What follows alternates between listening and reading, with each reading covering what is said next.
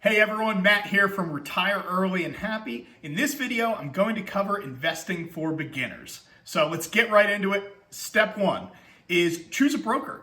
Investing has never been cheaper. There are so many different kinds of brokers that you can go to who offer commission-free trades. When I first started investing at age 16, I remember paying $7.95 a trade, and that was the cheapest I could find, and people were stunned that that was how cheap it was. So now that plenty of online trading platforms are out there, several offer commission-free trades. So what I'm going to do is, in the description below, I'm going to put a link for NerdWallet, and it's going to give you the 14 best free online brokers of 2021. So personally, I do use 5 different brokers. You certainly do not have to do that, but I like doing that. So everyone's different.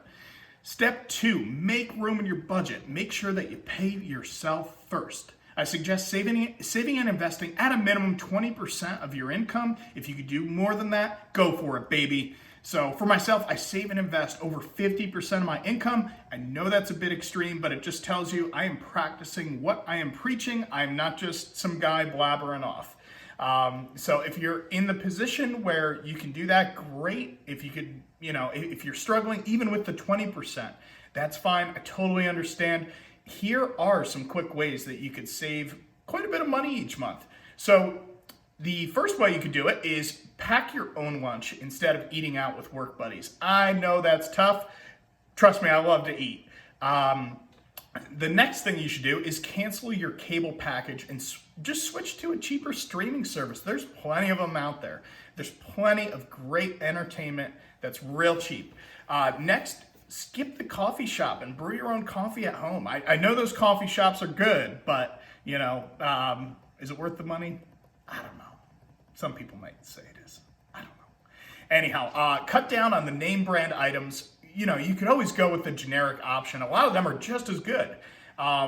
Another thing is work with an independent insurance agent. They oftentimes can save you quite a bit of money on your insurance premiums. Next, big one, always negotiate on big products or services such as home buying, home repairs, home improvements. I'm just saying everything with home in front of it. Anything dealing with your home, you can negotiate that. And if you're renting, if you're a good tenant, you can definitely negotiate your rent. Trust me, you certainly can. And another tip, Courtney used to do her nails. She used to get them done professionally, and it would cost $30 each time, so $720 a year. So instead of having a professional do it, Courtney now does it just by herself. So over a 10-year period, she's going to save $7,200. So every little bit seriously counts. So I guess the next step number 3, is educate yourself on different types of retirement accounts that you can contribute money to. So the different types of retirement accounts I'm talking about are 401ks and IRA accounts. So the 401k accounts, the maximum contribution you could do for the year is $19,500. And for the Roth IRA, the maximum you could do for 2021 is $6,000. However, if you're over the age of 50, it's $7,000. Certain income levels do not qualify for the Roth IRA. So these 2 retirement account topics, I could really go on and on. I should do a separate video for it, so I think I'm going to save the very much in detail stuff for that.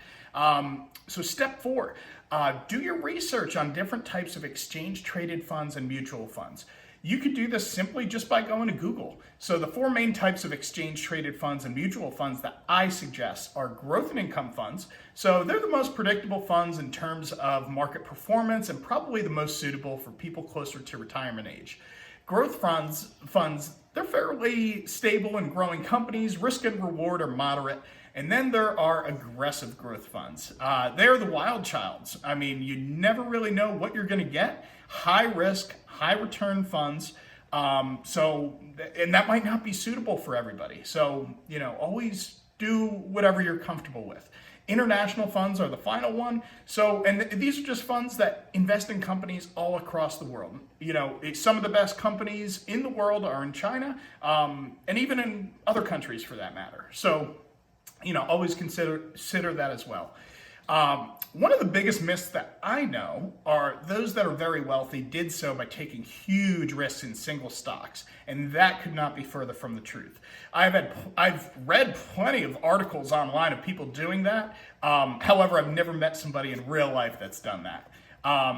In fact, everyone I know who's amassed a substantial amount of wealth did so just by being consistent and well diversified. So anyhow, step 5. Keep the end game in mind. There are a lot of temptations out there to break you from your discipline. Don't lose sight of your goals. The power of compounding is so strong. At the age of 25, if you began investing $500 a month, just $500 a month on stuff you'd spend on other stuff, other crap, you could have amassed between $3.1 and $5.8 million by the time you're 65 at a compound annual percentage rate of 10 and 12%. In the stock market. So that same program at 35, you'd still amass $1.1 million at that same 10 to 12% compound annual growth rate. But obviously, the earlier you get started, the better, because the power of compounding can work for you. And these returns are just hypothetical past performance. It's not indicative of future returns. All investments do carry risk of even loss. So I'm just simply, stating what the market has done in the past, just to make these figures easy. So once again, thank you so much for taking some time out of your day to watch my video. It means more than you'll ever know.